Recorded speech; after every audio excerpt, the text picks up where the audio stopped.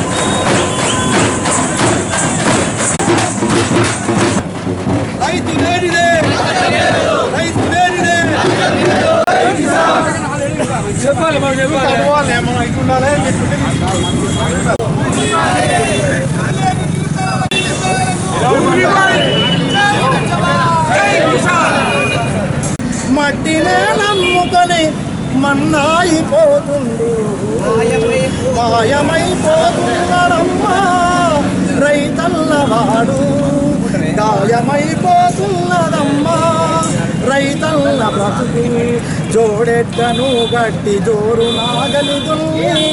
అనేకం ఉన్నాయి.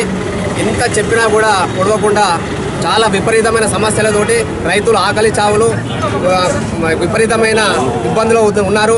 మెయిన్ ఇక్కడ కావాల్సింది ఏంటంటే రైతు భవన్ కావాలని చెప్పేసి, గిట్టుబాటు ధర కావాలని చెప్పేసి పోతే మేము మార్కెట్ రైతు బజారు ఏర్పాటు చేశారు. దానికి కృతజ్ఞత తెలుపుతూ రైతు భవన్ కూడా నిర్మించాలని, ఈ జిల్లా లెవెల్లో రైతు విగ్రహం పెట్టాలని, రైతు భవన్లో మా రైతుల కోరిక మేరకు ప్రభుత్వము ఇవి కూడా నెరవేర్చాలని కోరుకుంటూ, ఈ రోజునాడు పింఛన్ రైతు అందరికీ 50 సంవత్సరాలు నిండిన వారందరికీ పింఛన్ ఇవ్వాలని చెప్పేసి ప్రధాన డిమాండు. చాలా కాలంగా రైతులే దేశానికి వెన్నుముక అని చెప్పుకుంటూ వస్తున్నాం. కానీ ఇది చాలా చాలా విపరీతమైన దారుణమైన మాట. రైతు అనేది ఉపాసం ఉండి అందరికి అన్నం పెడుతుండు. రైతు ఎవరికి కూడా కీడు చేయని వ్యక్తి. ప్రజలందరూ బతుకుతున్నా అంటే రైతు వ్యవసాయం ఎన్ని కోట్లున్నా కానీ తిని బతికేది కాదు. మనిషి బతకాలంటే ఆహారం తీసుకోవాలి. ఆహారం పండించేది ఏకైక వ్యక్తి రైతు. రైతుల మీద అందరూ ఆధారపడి ఉంటున్నారు. రైతు లేనిదే రాజ్యం లేదు. రైతు దేశానికి వెన్నుముక లాంటి వాడు. రైతుల సమస్యలు వెంటనే ప్రభుత్వం పరిష్కరించాలని మేము కోరుచున్నాం. చేయూత కోసం దర్జీలు కదం తొక్కారు. మేరు కులస్తులు కార్పొరేషన్ ఏర్పాటు చేయాలంటూ జిల్లా మేరు సంఘం ఆధ్వర్యంలో భారీ ర్యాలీ నిర్వహించారు. కలెక్టర్ కార్యాలయం ముట్టడించి ఆందోళనకు దిగారు.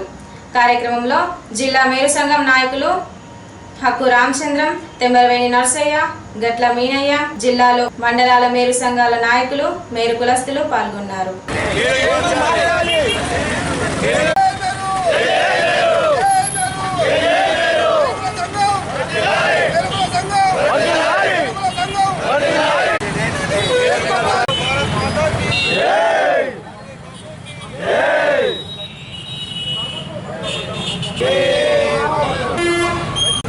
రాష్ట్ర కమిటీ సిరిసిల్ల కమిటీ ఆహ్వానం మేరకు మేము ఇక్కడికి వచ్చినాము. వీళ్ళ సంఘ ఐక్యత గురించి మాట్లాడుతున్నారు. ఎంతో హర్షణీయము. మాది గ్రూప్ డిలో సీరియల్ నెంబర్ 5లో ఉన్న మా కుల వృత్తి రెడీమేడ్ మూలంగా ఎంతో దెబ్బతిన్నది. పూర్తిగా జీవనాధారం లేకుండా పోతున్నది. దినసరి కూలీలుగా మారిపోతున్నారు. ఇటువంటి పరిస్థితుల్లో మేము ఇవాళ జిల్లా కలెక్టర్ గారికి ఒక వినతి పత్రం సమర్పించాలని కోరుకున్నాము. జిల్లా అధ్యక్షులు శ్రీ ఓదెల శ్రీనివాస్ వారి ఆధ్వర్యంలో ఇవాళ వినతి పత్రం సమర్పించి జిల్లా కలెక్టర్ గారికి మేము కోరుకునేది ఒకటి, ఇక్కడ ఉన్న గవర్నమెంట్ యొక్క దుస్తులు కానీ యూనిఫామ్లు కానీ ఏది ఉన్నా కానీ లోకల్గా అవైలబుల్ ఉన్న కులస్తులకే ఇవ్వాలని కోరుకుంటున్నాము. ఇంకోటి ఏంటంటే ఇక్కడ మాకు కావాల్సిన వసతి కమ్యూనిటీ హాల్ లాంటిది ఏది లేదు. చిన్న గ్రామాల నుంచి వచ్చి చదువుకునే పిల్లలకు కిరాయి ఉండుకుంటూ చదవాలంటే కష్టమవుతుంది. విద్యాపరంగా కూడా, రాజకీయ పరంగా, సాంఘికంగా కూడా మేము చాలా వెనుకబడి ఉన్నాము. ఎట్టి పరిస్థితుల్లోనూ ఈ స్టేజ్ దాటి మేము కొంచెం ఉన్నతంగా బ్రతకాలని కోరుకుంటున్నాము. కలెక్టర్ గారికి, మన గౌరవనీయులు ముఖ్యమంత్రి శ్రీ కేసీఆర్ గారికి కూడాను మేము మెమోరాండం సమర్పించినాము హైదరాబాద్లో. ఈ బడ్జెట్లో కూడా కొన్ని మాకు నిధులు కేటాయిస్తున్నారు. వాళ్ళు ఆల్రెడీ హామీ ఇచ్చి ఉన్నారు. సో ఈ మీటింగు శ్రీ ఓదెల రాజేశ్వరరావు గారు తీసుకున్న ఓదెల శ్రీనివాస్, అక్కు రామచంద్ర ప్రధాన కార్యదర్శి, ఈ జిల్లా కమిటీ వాళ్ళు తీసుకున్న దానికి చాలా హర్షణీయము. కొత్తగా ఏర్పడ్డ ఈ సిరిసిల్ల రాజన్న జిల్లా ఇంకా మన మేరుకులస్తులు ఎదగాలని, విద్యాపరంగా కానీ సాంఘిక పరంగా ఆర్థికంగా కూడా ఎదగాలని నేను కోరుకుంటూ, ఈ సిరిసిల్ల జిల్లా ఏర్పడిన తర్వాత మా మేరు కులస్తుల యొక్క సమస్యలు పరిష్కరించుకోవడానికి మా మేరు కులస్తుల ఆధ్వర్యంలో కలెక్టర్ గారి భవనానికి ర్యాలీగా బయలుదేరినాము. మేము ముఖ్యంగా కలెక్టర్ గారికి మరియు రాష్ట్ర ప్రభుత్వం గారికి కోరుకునేది ఏంటనగా, అట్టడుగు స్థాయిలో వెనుకబడిన కులాలలో మా మేరు కులస్తులు కూడా ఒకరుగా ఉండడం జరిగింది. కాబట్టి మా కులం యొక్క అభివృద్ధి గురించి ప్రభుత్వం చొరవ చూపాలని మేము కోరుకుంటూ, ప్రతి జిల్లా పరంగా మా మేరు కులస్తులు విద్యార్థులు యువకులు చదువుకోవడానికి ప్రతి జిల్లా పరంగా మేరు భవనాలు నిర్మించుకోవడానికి స్థలాన్ని మరియు ప్రభుత్వం తరఫున నిధిని కేటాయించాలని ప్రభుత్వం వారికి చేతులు జోడించి మొక్కుతున్నాను. మరియు అదేవిధంగా ఈ జిల్లాలో ఏర్పడినటువంటి మేరు సంఘాల ఐక్యతకు కూడా మేరు కులస్తులు అందరూ కృషి చేయాలని, అదేవిధంగా ఓదెల శ్రీనివాస్ గారి ఆధ్వర్యంలో మరియు అక్కు రామచందరు, మా కాబోయే యువజన నాయకుడు యశ్వంత్ మేరు, ఈ విధంగా మేరు కులస్తులకు కూడా షాపులు పెట్టుకోవడానికి సబ్సిడీ లోన్ రుణాలను మంజూరు చేయాలని, అదేవిధంగా ప్రతి షాపుకు కూడా మన ఉచితంగా నాయి బ్రాహ్మణులకు ఇస్తున్నట్టు విధానంగా విద్యుత్ బిల్లును కూడా మా మేరు కులస్తులకు సబ్సిడీ ఇవ్వాల్సిందిగా ప్రభుత్వాన్ని కోరుతున్నాను.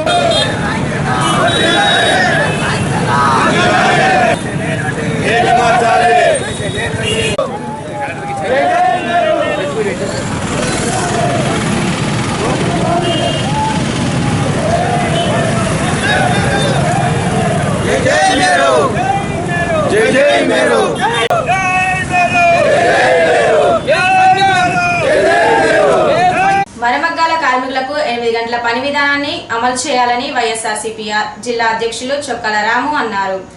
కలెక్టర్ కార్యాలయం ఎదుట వైఎస్ఆర్సీపీ పార్టీ ఆధ్వర్యంలో చేనేత పవర్లు కార్మికుల సమస్యపై ఒకరోజు దీక్ష నిర్వహించారు. దీక్షలో వంగరి అనిల్, బోర నాగరాజు, చింతల అశోక్, కోత్వాల్ రవి, యూసుఫ్, గుండేడి శేఖర్, షారుఖ్, నవీన్లు పాల్గొన్నారు. ఈ కార్యక్రమంలో రాష్ట్ర నాయకులు జక్కుల యాదగిరి, జిల్లా ప్రధాన కార్యదర్శి బండి ఆంజనేయులు, అన్నల్దాస్ లత, దూడం సరస్వతి, కొండ నర్మద, మార్గుల లహరి, కలికోట రేణుకలు పాల్గొన్నారు. 10 గంటల డ్యూటీ చేసి ఇంటికి వచ్చి అన్నం తినకుండా కాళ్ళు రెక్కలు గుంజుకపోయి పడి ఉంటే వాళ్ళ ఆదుకునే నాదుడే లేదు. సేట్లు ఏం చేస్తారు, అయ్యో వీడు పని చేస్తాడని చెప్తారు. మొన్న అనాథ శవాలుగా పోతా అంటే ఒక్క స్టేట్ కూడా 1000 రూపాయలు ఇచ్చే గతి లేదు, 500 ఇచ్చే గతి లేదు. 100 సంఘాలు ఉన్నాయి. 100 సంఘాలు ఏం చేస్తున్నాయండి? ఒక కార్మికుడు కూడా నేతన్ననే కదా. నేతన్నకు ప్రాబ్లం వస్తే మరి ఎందుకు మీరు వాళ్ళని ఆదుకుంటలేరని ఈ సందర్భంగా అనుకుంటున్నాం. అందుకే రెండు షిఫ్ట్ వైజ్ డ్యూటీ పెట్టేంతవరకు వైఎస్ఆర్సీపీ వాళ్ళ వెంట పోరాడుతుందని చెప్పి ఈ సందర్భంగా మేము చెప్పుకోవడం జరుగుతుంది. అలాగే చనిపోయిన ప్రతి కార్మిక కుటుంబానికి 10 లక్షల ఎక్స్గ్రేస్ ఇవ్వాలని కూడా మేము ఈ సందర్భంగా కోరుకుంటున్నాం. అదేవిధంగా ఈఎస్ఐ ప్లస్ పిఎఫ్ వీళ్ళకు వర్తింపజేయాలా. అదేవిధంగా టెక్స్టైల్ పార్క్లో ఉన్న కార్మికులకు, సిరిసిల్లో ఉన్న కార్మికులకు అంతటా ఒకే రకంగా ఉండాలని ఈ సందర్భంగా వైఎస్ఆర్సీపీ డిమాండ్ చేస్తున్నది. సిరిసిల్ల పట్టణంలో ఈరోజు చేనేత పవర్లు దీక్ష వైఎస్ఆర్ కాంగ్రెస్ పార్టీ చేపట్టడం జరిగింది. గతంలో కూడా వైఎస్ఆర్ కాంగ్రెస్ పార్టీ గౌరవ అధ్యక్షురాలైన విజయమ్మ గారు సిరిసిల్లలో ఒకరోజు దీక్ష చేయడం, అదేవిధంగా రెండవసారి తను చనిపోయిన కుటుంబాలకు పరామర్శించడం కూడా జరిగింది. వైఎస్ఆర్ కాంగ్రెస్ పార్టీ గౌరవ అధ్యక్షురాలు సిరిసిల్లాకు రెండు సార్లు ఉమ్మడి రాష్ట్రంలో ఉన్నప్పుడు 2 సార్లు రావడం జరిగింది. సిరిసిల్ల తెలంగాణ వచ్చిన తర్వాత సిరిసిల్ల జిల్లా అయిన తర్వాత సిరిసిల్ల చేనేత కార్మికులకు అనేక సమస్యలు ఉన్నప్పటికీ గతం 1990-92 నుంచి ఇప్పటి వరకు దాదాపు 800 పైచిలుకుల మంది చేనేత కార్మికులు చనిపోయడం జరిగింది. వాళ్లకు చనిపోయిన తర్వాత దాదాపు ఒక 400 పైచిలుకు మందికి 1,50,000 ఇవ్వడం జరిగింది. పూర్తి స్థాయిలో 800 పైచిలుకుల మంది చనిపోతే ఇప్పటి వరకు వాళ్ళకు పూర్తి స్థాయిలో ఇవ్వలేకపోతున్నారు. వైఎస్ఆర్ కాంగ్రెస్ పార్టీ డిమాండ్ ఏంటంటే ఖచ్చితంగా 800 పైచిలుకుల మంది చనిపోయిన ప్రతి కుటుంబానికి ఆ 1,50,000 ఖచ్చితంగా ఇవ్వాలని డిమాండ్ చేస్తూ, అదేవిధంగా సిరిసిల్లాలో అదేవిధంగా ఇంకా చాలామందికి చనిపోయిన కుటుంబాలకు 1,50,000 రావడం లేదు కాబట్టి ఖచ్చితంగా వాళ్ళకు ఆ డబ్బులు ఇచ్చే విధంగా ప్రయత్నాలు చేయాలని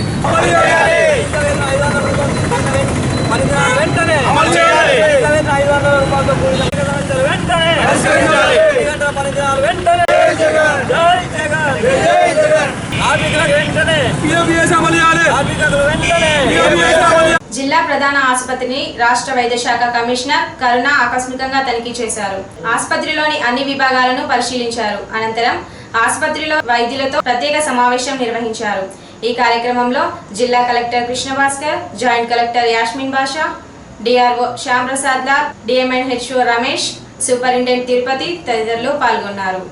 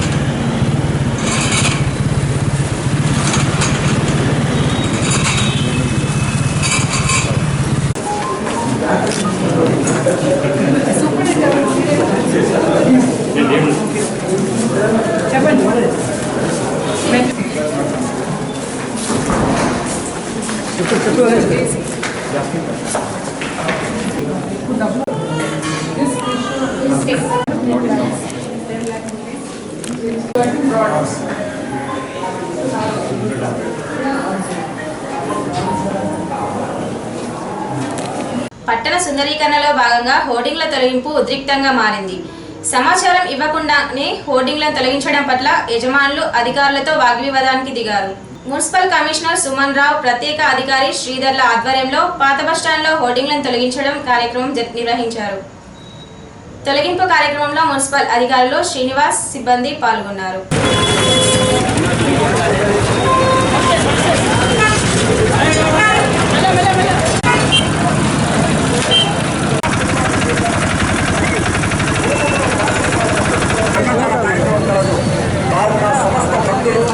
ఇంటి కార్యక్రమాల్లో పాల్గొని అమ్మాయిలకు పాత్రలు కావాల్సిందిగా కోరుచున్నాము.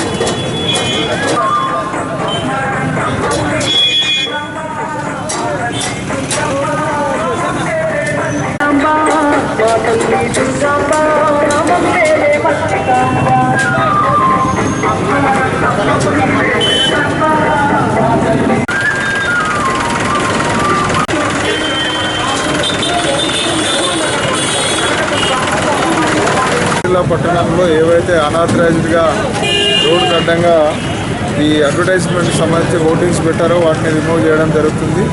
దీని తర్వాత నెక్స్ట్ స్టెప్ ఏంటంటే ఏవైతే అనాథరైజ్డ్గా డబ్బాలు, టేలాలు రోడ్ల వెంబడి పెట్టారో అనాథరైజ్డ్గా వాటిని తొలగించడం జరుగుతుంది. వాటిని తొలగించిన తర్వాత రోడ్ వైడనింగ్లో భాగంగా అకార్డింగ్ టు మాస్టర్ ప్లాన్ ప్రకారము కరీంనగర్ కామారెడ్డి రోడ్ వచ్చి 100 ఫీట్లు, అదేవిధంగా సిద్దిపేట పోలీస్ స్టేషన్ వరకేమో సిద్దిపేట రోడ్లో 80 ఫీట్స్, ఆ తర్వాత 100 ఫీట్లు వైడెన్ చేయడానికి అకార్డింగ్ టు మాస్టర్ ప్లాన్ మేము చర్యలు తీసుకుంటాం. దాదాపు అందరూ మీరు ఎవరైతే ఎంక్రోచ్మెంట్లో ఉన్నారో మీరు స్వచ్ఛందంగా వాటిని ఖాళీ చేయవలసిందిగా కోరుతున్నాం. లేని పక్షంలో మేము చట్టరీత్యా చర్యలు తీసుకుంటాం. విద్యార్థులు అవకాశాలను సద్వినియోగం చేసుకోవాలని జాయింట్ కలెక్టర్ యాస్మిన్ బాషా అన్నారు. శివాని డిగ్రీ కళాశాలలో భారీ ఉద్యోగ మేళా కార్యక్రమం నిర్వహించారు. ఈ కార్యక్రమాన్ని జాయింట్ కలెక్టర్ యాస్మిన్ బాషా ప్రారంభించారు. ఇంటర్వ్యూలకు సుమారు 400 మంది విద్యార్థులు హాజరయ్యారు. పోలరీస్ కార్పొరేషన్ కంపెనీ ప్రతినిధులు, కళాశాల చైర్మన్ బి సతీష్ కుమార్, బాలరెడ్డి, వెంకటేశం, ఆకుల చిన్నాలు పాల్గొన్నారు.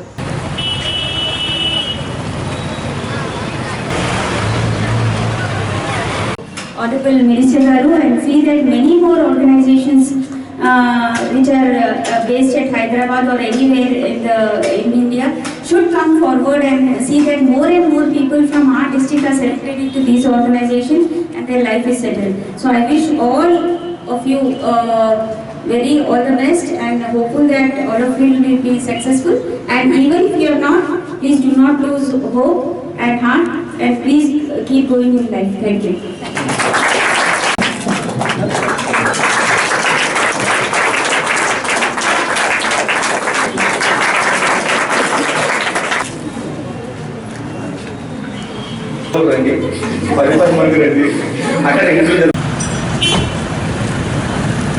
కౌమార దశలో విద్యార్థుల అవగాహన కల్పించడం కోసం ఉపాధ్యాయులను ఒకరోజు శిక్షణా తరగతులు నిర్వహించారు. ఎంఆర్సీ భవన్ లో ఎంఈఓ రామచంద్రరావు అధ్యక్షతన జరిగిన సమావేశానికి హాజరైన జిల్లా విద్యాధికారి రాధాకిషన్ మాట్లాడుతూ కౌమార దశలో వ్యక్తిత్వ వికాసానికి దోహదం చేసే పలు అంశాలపై సూచనలు చేశారు.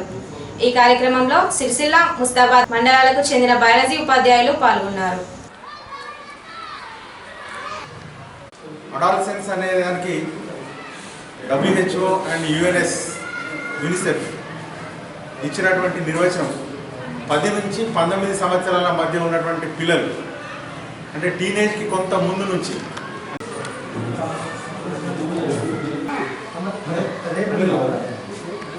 పేరెంట్స్తో కూడా ఒక మంచి వాతావరణాన్ని కల్పించే ఉద్దేశంతో ఈ చిన్న ఓరియంటేషన్ ఒకరోజు శిక్షణ కార్యక్రమం SCRT తరఫున ఏర్పాటు చేయడం జరిగింది.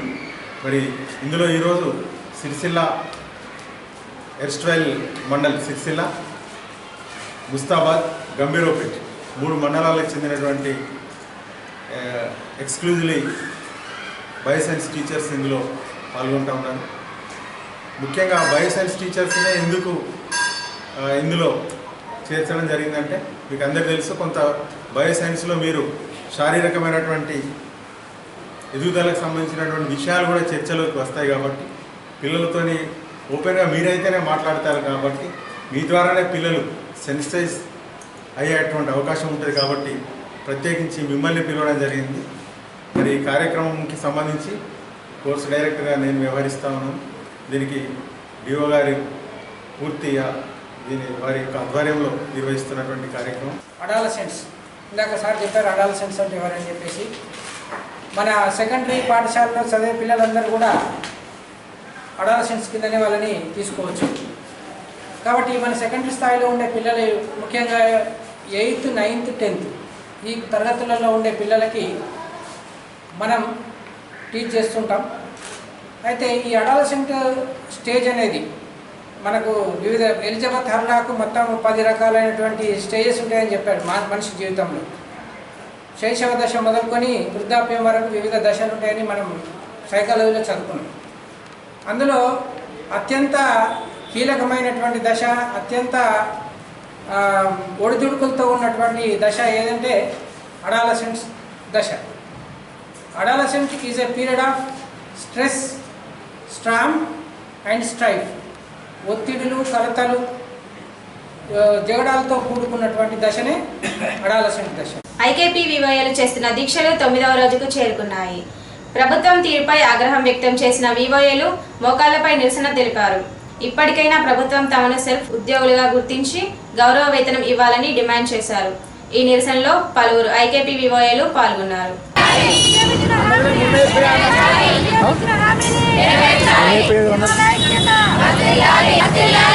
ఉద్యోగులుగా వివోఎల్ ఐక్యత వివోఎల్ ఐక్యత